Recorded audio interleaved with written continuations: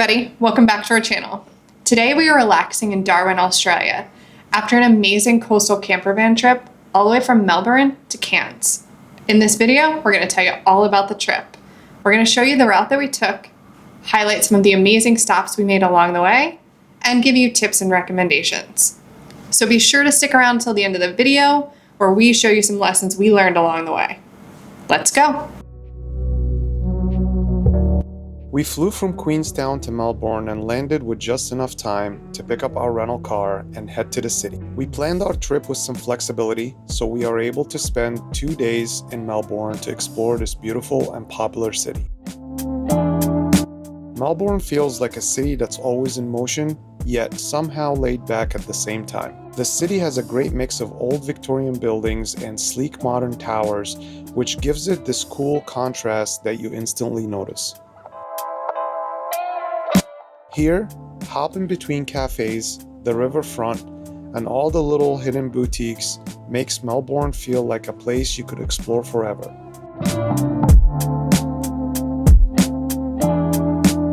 Our first stop was to the Queen Victoria Market, and honestly, this place feels like the heartbeat of the city. It's loud, colorful, and full of life, with rows of fresh produce, local goods, and food stalls from all over the world. You can smell coffee, spices, and street food everywhere you go. This is the kind of place where you want to wander slowly, snack as you go, and just soak in the energy of Melbourne's local culture. We also took advantage of this market and stocked up on some fresh produce and farm fresh items for our camper trip.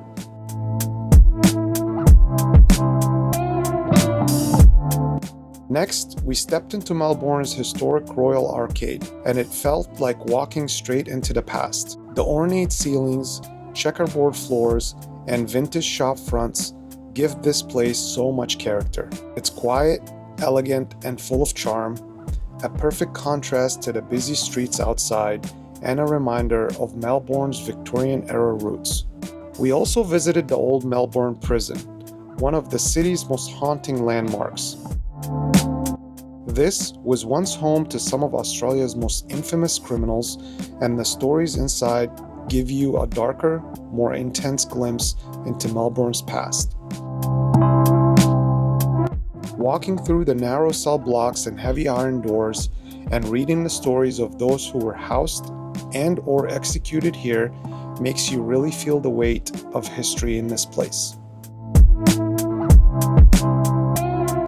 We wrapped up things at the Federation Square, right in the heart of the city. With its bold modern architecture and open public space, this place feels like Melbourne's meeting point. This is the perfect spot to pause, watch people, and take in the rhythm of the city.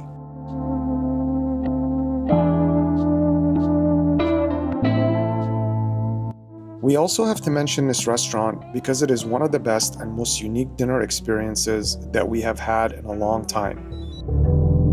Millionaire in Melbourne is more than just a restaurant to go to for dinner, it is a full-on show. From the moment you walk in, it feels like you have stepped into a Viking hall with dark, moody interiors, flickering candle lights, and this incredible attention to detail in everything. The experience starts with drinking mead from a horn, and from there, it just keeps on getting better. The menu is all about bold, hearty flavors, perfectly cooked meats, and shared plates that feel more like a feast than a meal. You even get to pick your own knives from a collection of blades. The whole experience is immersive, theoretical, and unlike anything we have ever seen. Safe to say, we highly recommend them. Okay, so we're here this morning getting ready to pick up our camper van, which we're gonna have for the rest of the time in Australia. Yep. We're super excited about that. About 3 weeks, we're going to do a coastal drive. So we just signed all the paperwork, dotted I's, crossed T's. Now we're waiting to get into the van. Picking up our camper van was a seamless and efficient process. We booked everything online a few months prior to our arrival, downloaded the app, and generally knew what to expect. We have included a link in the description for the rental company and the app, so feel free to check it out. So here we spent less than an hour going over the contract, getting our camper brief, and setting up our living space before taking off on the road. Our goal on this trip is to head north from Melbourne, east towards Sydney, then travel north towards Cairns while making some pre-planned stops along the coast and some random ones as they come up. We left Melbourne and headed north towards Mount Kosciuszko, which we planned to hike, but due to bad weather, snow, and road closures, that was not possible. So we called off the hike and instead headed north to explore a couple of attractions in the north part of the Kosciuszko National Park. Here, we stopped at the Yarrangobilly caves, tucked deep into the snowy mountains, with a winding mountain road leading down into the valley. The road here is narrow, steep, and a bit rough, but incredibly scenic, with views and sharp turns that make you slow down and really take it all in. This is an area where you could spend a lot of time with many walks and caves to be seen. Because we were limited on time, we visited 2 caves on a self-guided tour, including North Glory Cave and South Glory Cave, which were each a bit different. North Glory Cave is a bit smaller, with one way in and one way out.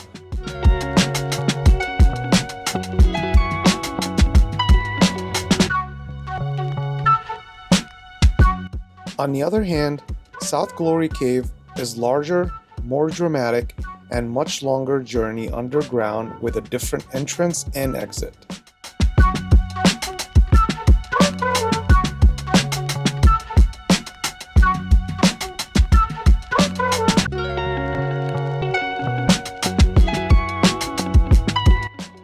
We also stopped at the Yarrangobilly thermal pools, tucked away down in a narrow valley beside the river.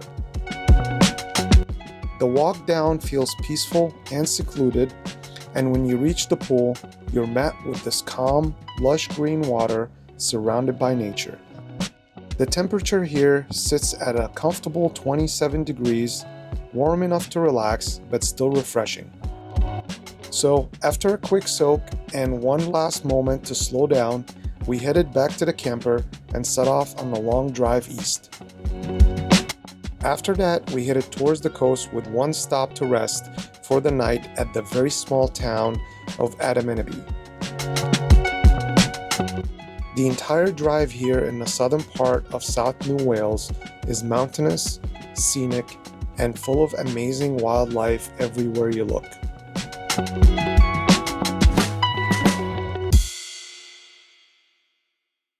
Once we hit the coast, we made our first stop at Australia Rock and Seal Rock. These are popular tourist attractions in Narooma, especially Seal Rock, because here you can see dozens of seals just lounging around on the rocks along the pier.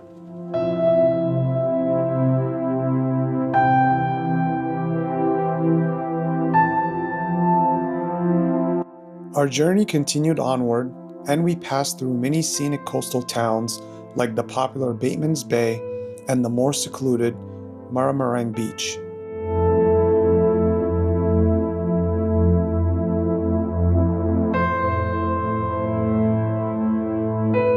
We also made a brief stop at the well-known Jervis Bay.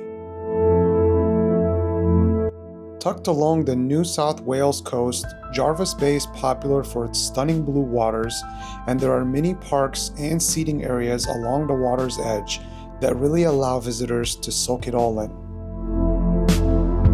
The town itself is bursting with life, and the streets are lined up with cafes, local boutiques, and oceanfront eateries.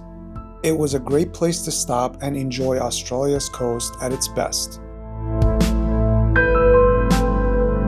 As we made our way towards Sydney, we stopped for lunch in Kiama, a charming coastal town where dramatic cliffs meet rolling green hills and the ocean is never far from view. Kiama is best known for its iconic blowhole, a powerful display of nature where waves surge through a narrow volcanic rock channel and explode upwards in a burst of mist and sound. It's raw and dramatic, with echoes of crashing waves reverberating against the cliffs. And just a few minutes away, we enjoyed a relaxed camper-cooked meal with a beautiful stretch of coastline as our backdrop. Afterwards, we took a short walk up the hill to the Bamboo Heartland Quarry. In stark contrast to the blowhole, the quarry reveals towering rock columns rising in sharp, geometric patterns shaped by ancient volcanic activity.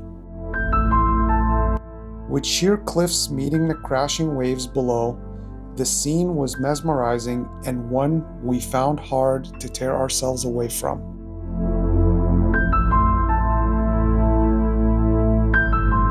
But eventually we did, and a short drive later, we settled into the campsite for 2 wonderful days in Sydney. Since we were doing this in a camper van, we opted for a campground that placed us on the outskirts of the city with good access to public transportation, which made it easy to get to downtown. We are about to hop on this train and head into the city for the night. So we're going to show you what downtown Sydney looks like. The subway was an easy and comfortable way to navigate the city, offering 2 decks to view suburbia transformed to the city streets. And a short while later, we stepped out onto Circular Quay, the waterfront where Sydney opens up all at once. Here, the Opera House gleams against the harbor, sails catching the light, while the harbor bridge towers overhead, bold, timeless, and unmistakably Sydney. From here, the ferry was our front row seat. The public transportation system here is fairly inexpensive and highly efficient. Just a quick swipe of a credit card, we found ourselves gliding across the water and smiling at the skyline.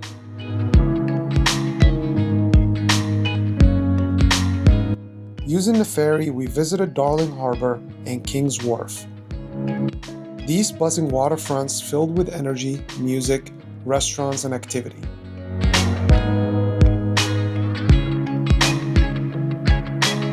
We also made sure to visit the Rocks, where cobblestone streets and historic buildings tell the story of Sydney's beginnings, just steps from the modern rush.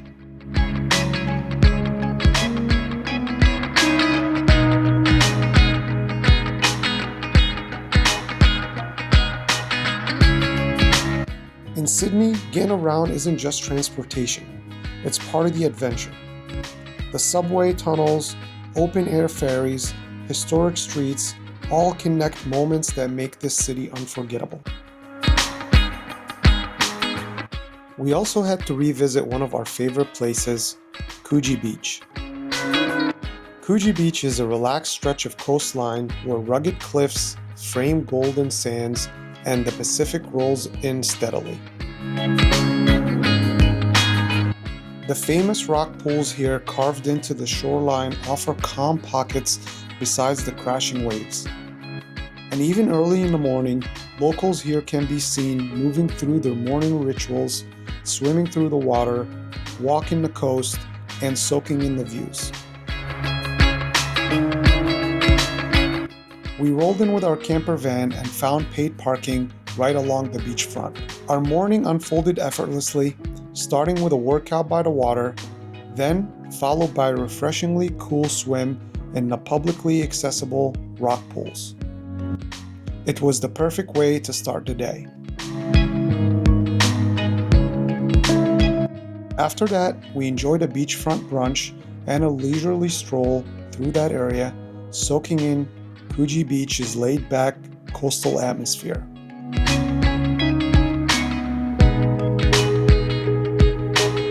We then waved goodbye to Sydney, turned from the coast, and headed west to the Blue Mountains. The drive was quick and easy, landing us into the mountains in under 2 hours. We made a few stops along the route, enjoying some lookouts and waterfall views.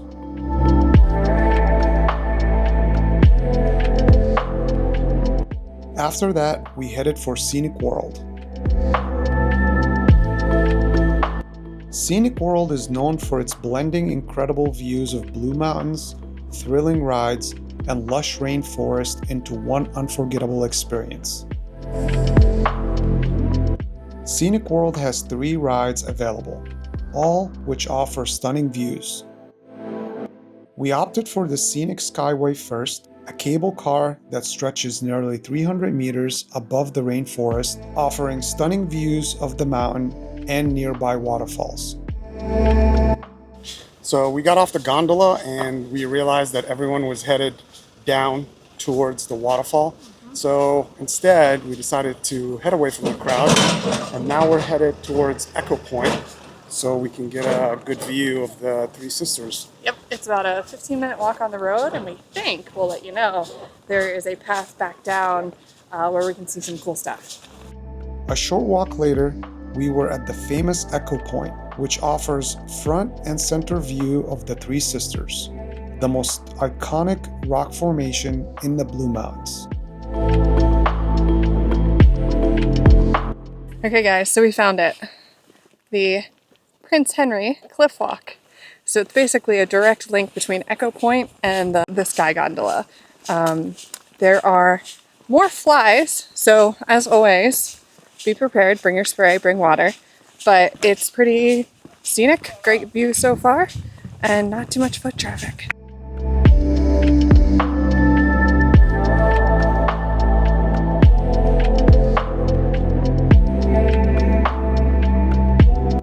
The hike here was easy and scenic, winding through shaded bushland and exposed cliff edges, blending natural beauty with carefully placed lookouts and stoneworks that reflect the area's 20th century heritage.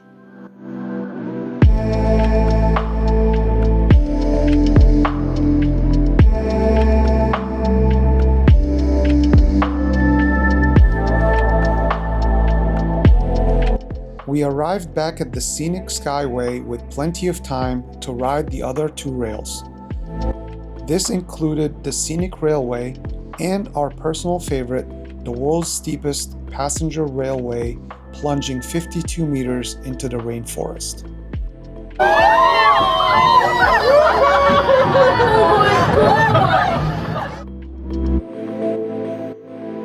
It's safe to say Scenic World offered a really fun and unique way to see the surrounding mountains, and after an amazing day of sightseeing through the entire park, we headed to camp for the night in the Blue Mountains.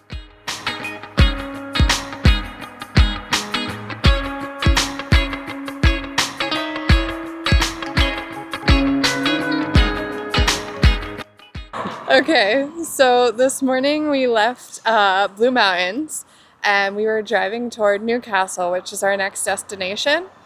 And we didn't actually have anywhere planned to stop, except Ebe saw this koala park. Let's So we're go gonna meet go some check it out. koalas.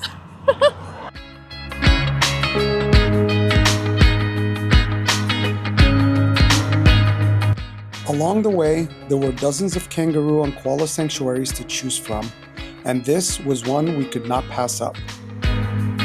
It gave us the chance to get up close with kangaroos and even feed them.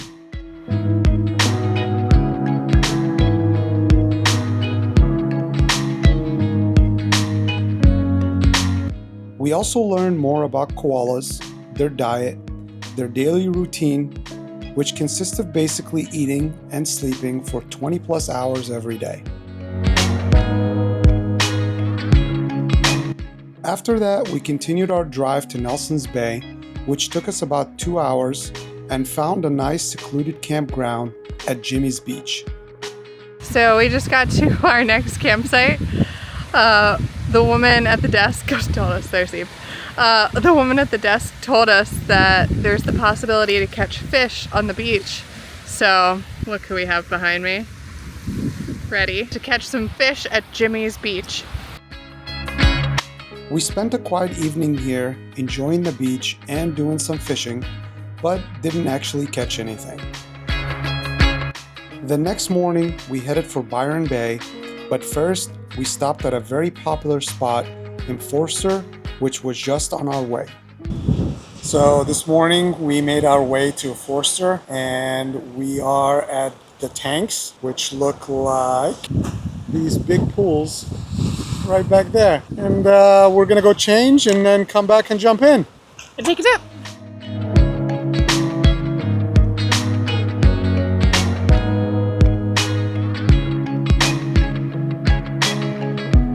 After that, we made some camper lunch and headed towards Sapphire Beach, which is located just north of Coffs Harbour.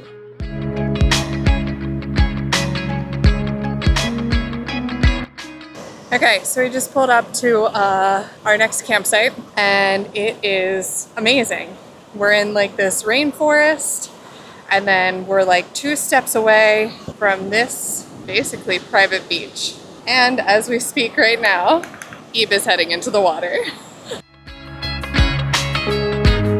After spending a quiet afternoon and the following morning enjoying Sapphire Beach, we got back on the road and headed north to Byron Bay.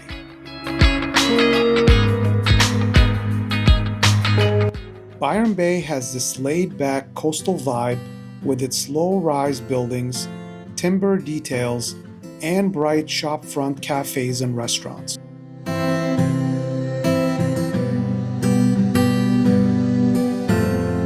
And just minutes away, the beaches completely steal the show, with long sandy stretches and some of Australia's most iconic surf breaks. From beginners catching their first waves to experienced surfers chasing clean swells, the ocean is always alive here, and it feels like the whole town moves to the rhythm of the sea.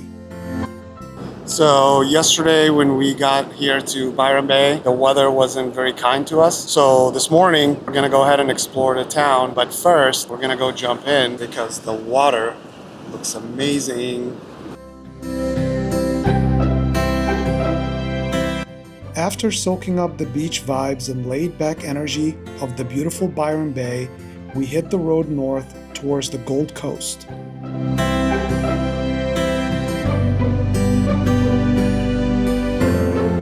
Gold Coast feels bigger, louder, and more energetic with more modern high-rise buildings lining the coastline and a city vibe that runs night and day. The streets are packed with bars, restaurants, giving the town that non-stop buzz all day long. We slowed things down here, spending time around the city and making the most of our campground oceanfront views.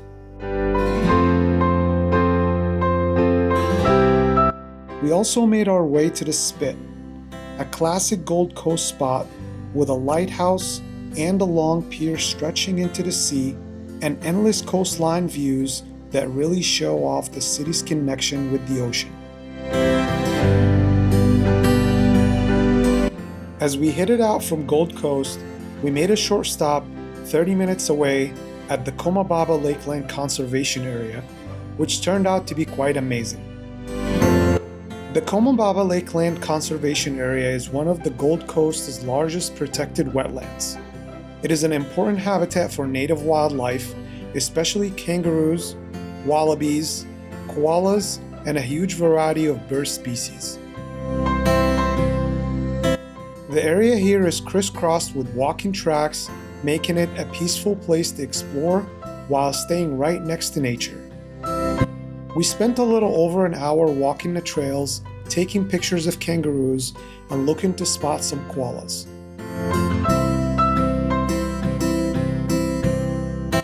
After some hard searching, we finally spotted some, very high up in the trees, but it was still very satisfying to see some of these koalas in the wild.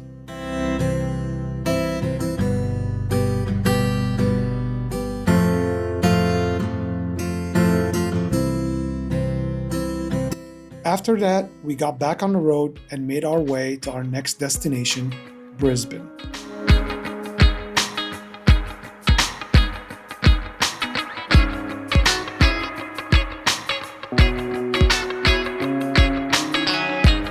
Brisbane turned out to be our favorite city in Australia. It's easy to navigate, incredibly clean, modern, and perfectly blends old European charm with sleek contemporary architecture. You'll find amazing restaurants and bars tucked into lively pockets around the city, like Fish Lane and South Bank, each with its own vibe and energy. We arrived on a Saturday afternoon and were lucky enough to catch the Eat Street Fair, which only happens on weekends. This massive event costs about $5 to enter, but it's absolutely worth it.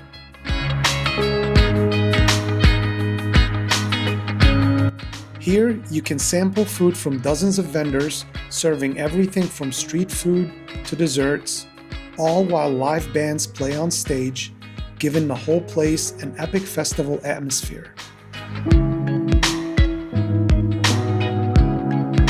We also learned that one of the best ways to explore the different parts of the city is by ferry. Brisbane's ferry system is seamless, with boats running every 15 to 30 minutes, and you don't even need to buy a ticket. Just tap your credit card on and off for a flat fee of just 50 cents. Now how great is that? The ferry is especially great at night when the air cools down and the city lights reflect off the river, turning a simple ride into a mini sightseeing experience.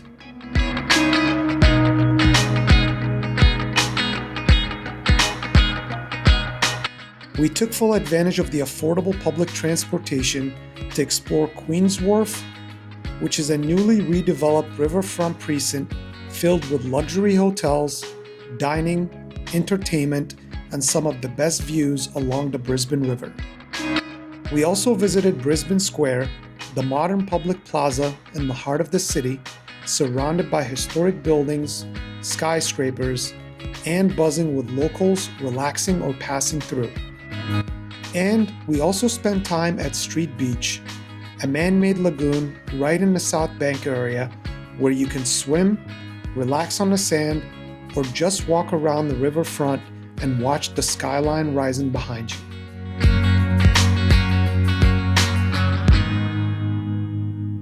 After 2 beautiful days in Brisbane, we packed up our camper and headed further north to Rockhampton. Here, we stopped at the Corona Crocodile Farm, which is one of Queensland's oldest working crocodile farms, offering a rare behind-the-scenes look at how saltwater crocodiles are raised and cared for.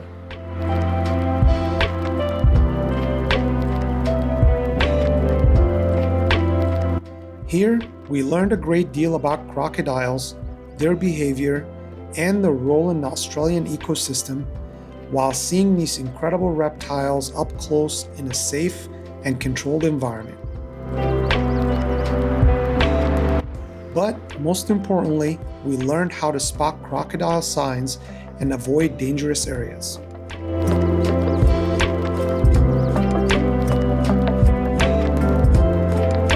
After that, we made our way to Airlie Beach.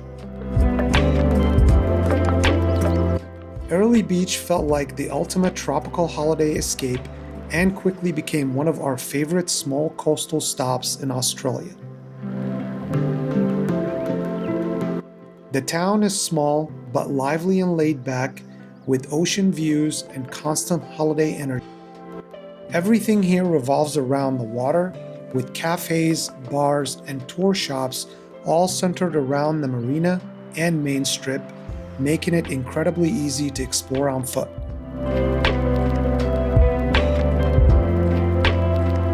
We spent a full day enjoying the lagoon and walking around the harbor, exploring the town, before finally settling down on a restaurant to watch the sunset and enjoy a great dinner on the pier.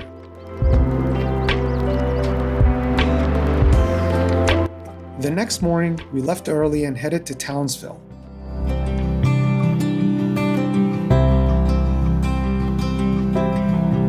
Here, we planned a day trip to Magnetic Island, which is located about 20 minutes by ferry from Townsville.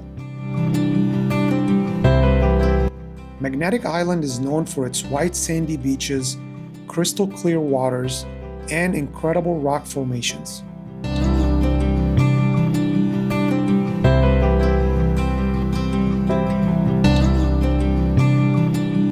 The island is small but packed with things to do, and we spent the day fishing, cruising the island, and even rented some jet skis.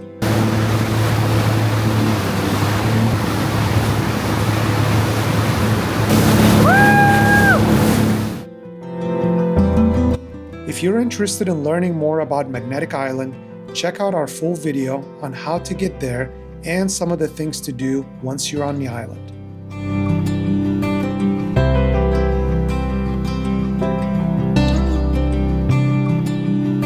After that, we headed north towards our final destination of Cairns, but decided to make one final stop at Paranola Park. Paranola Park is a beautiful heritage site hidden in a tropical rainforest of far north Queensland that was built in the 1930s by Spanish immigrant Jose Paranola. The park is famous for its moss-covered castle ruins, stone staircase, bridges, and waterfalls, which were all slowly reclaimed by the jungle.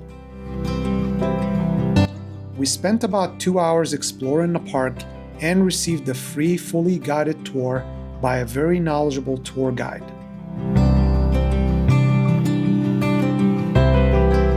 Then we finished off our drive and finally made our way to Cairns to turn in our camper. We checked into our hotel and spent the next 3 days doing just a little bit of exploring in the city. Cairns feels like the laid-back city sought out by people escaping the cold Christmas and holiday weather. The city's cool tropical weather makes it very busy in December, with every hotel, restaurant, and bar packed with visitors and locals alike.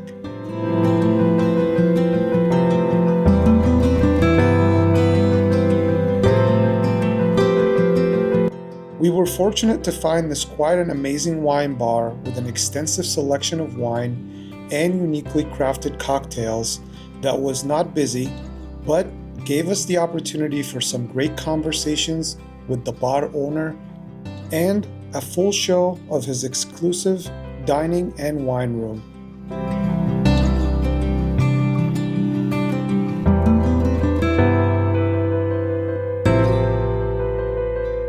It was an awesome spot that we will definitely go back to when in Cairns.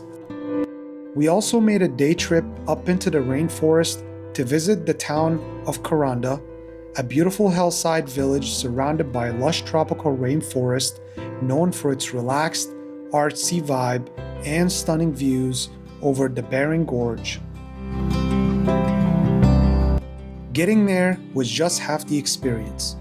We took the Skyrail cableway on a scenic ride high above the rainforest canopy, gliding over waterfalls and dense jungles before stepping out to walk some of the tracks in that area.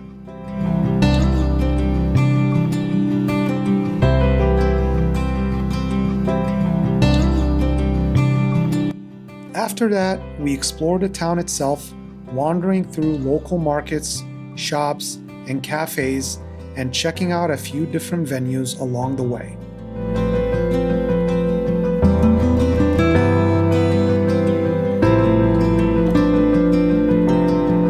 To finish the day, we took the historic Kuranda Scenic Railway back down to Cairns, winding through tunnels, bridges, and sweeping rainforest views.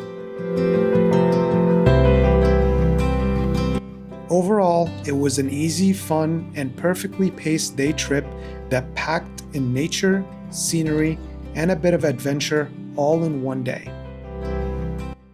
Okay, as promised, we want to give you some tips if you are going on an Australian road trip. First things first, number one, insurance. If you are going to rent a camper van, we highly recommend investing in insurance. Rental insurance and additional roadside assistance. No one wants to get in an accident or have an unfortunate circumstance occur, but they happen. And when you're on a long road trip, having peace of mind is well worth the investment. Number 2 is campsites. We relied heavily on 2 apps for us to locate campsites. One was free, and that's Campermate. You can download it right on your phone. The other is Wikicamp Australia, which is about a $6 app. We used both to help us identify campsites. In general, when we were booking campsites, we noticed a few trends. One, cost varied. New South Wales tended to be more expensive. Coastal areas tended to be more expensive. Reception hours varied by location, and some rural locations actually required reservations. So if you're planning to do some more flexible travel or last minute planning, we highly recommend just checking some of those factors ahead of time. Number 3, cellular service. A very important lesson that we learned on the road: cellular service varies region to region and city to city. So we actually lost service more times than I can count. So my recommendations are download your routes and download your favorite podcasts and music. Do all of that ahead of time so it's readily available should you lose service on your drive. Number 4, parking. We would be remiss if we didn't mention parking. In general, we actually found it pretty straightforward to find locations to park a camper van. However, there were some cities, Melbourne in particular, that we found pretty hard to find parking, or parking was expensive. So we did use the Divvy app. That was one thing that we found helpful. But again, it might just be helpful to kind of check and locate parking lots ahead of time. Number 5 is actually my personal favorite, and that's the recommendation to visit animal sanctuaries. So anywhere you go, you're going to encounter wildlife, maybe that you haven't encountered before. I found that to be particularly true in Australia.